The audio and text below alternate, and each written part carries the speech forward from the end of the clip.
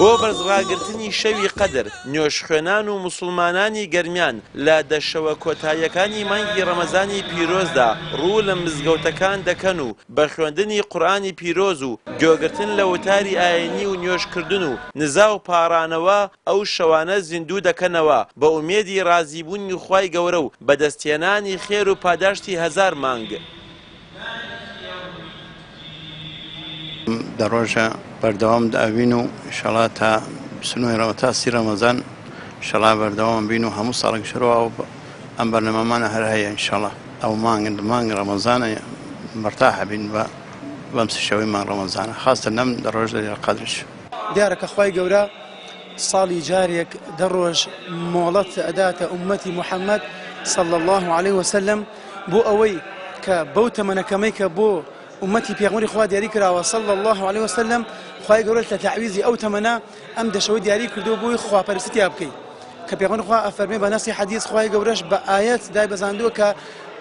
يكيك لو شوانا كأجا برد كوي خيري هزار ما ينتهي بو اي موكو مسلمان ام شوانا خول خمان حرام اكي ناخوين شو نخوني اكين بو اويد او ازما دست كويت شون كبراسي هر كسيك او شوي بركويت ان شاء الله اميدك من نجاتي ببيت لاجر خواهي يقولوا ما قبولي كا بنيوج وبترائح وبقرآن خيندنو والله يشكر بخوا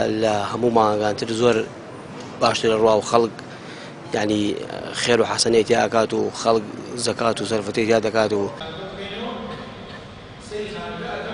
مامۆستایانی ئاینیش لەبەر ڕۆشنایی قورئانی پیرۆز تیشک دەخەنە سەر گەورەی و بەرەکەتی شەوانی قەدر و پاداشتی ئەو شەوە پیرۆزە. لە ڕاستیە شەوی قەدر یەکێکە لە شەوە گەورەکان لە ساڵە کە خوای گەورە میهرەبان لە قورئانە فەرمێ خێر من ئەلفی شەهر. هەندێک لە زانەکانی پێش خۆمان فەرمیانە ئەگەر هەموو ساڵەکە نەزانم چ شەوێکە هەموو شەوەکە بۆی دانیشم لەبەر گەورەی چونکە هەزار مانگ زۆر زۆر گەورەیە ئەگەر چی خەڵکانێک ئەڵێن هەزار مانگ 84 ساڵ و نازانم چی زانەکانە فەرمون 84 ساڵ یعنی ئەجر و پاداشتەکە 84 ساڵێکە لەناو ئەم ساڵانە قەدر نەبێت گەر قەدری تیا دووبارە بێتەوە هەموو جاری هەزار جار دووبارە بێتەوە لەبەرەوە شەوی قەدر تایبەتمەندیەکی زۆر زۆر گەورەی هەیە زیندووکردنەوەی بەڕاستی جێگەی ئەوەیە کە مسلمانان خۆیان تیامان دوو بکەن و عیبادەت و تاعاتی تیا بکەن خوای گەورە میهرەبان عیبادەتی هەمووان قبوڵ بکە. لە مانگی ڕەمەزانی پیرۆزدا هەر وەک چۆن دەرگاکانی بەهەشت دەکرێنەوە دەرگای مزگەوتەکانیش بە بەردەوامی واڵا کراون بەڕووی نوێژخوێنان و موسڵماناندا دانانی شەوی قەدریش ڕەحمەت و بەزەیەکی تری خوای گەورەیە کە بە بەندەکانی خۆی بەخشیوە بۆ ئەوەی بتوانن خێر و پاداشتی هەزار مانگی لێ بەدەست بێنن. پشتیوان وەنداوی کەناڵی ئاسمانی پەیام گەرمیان.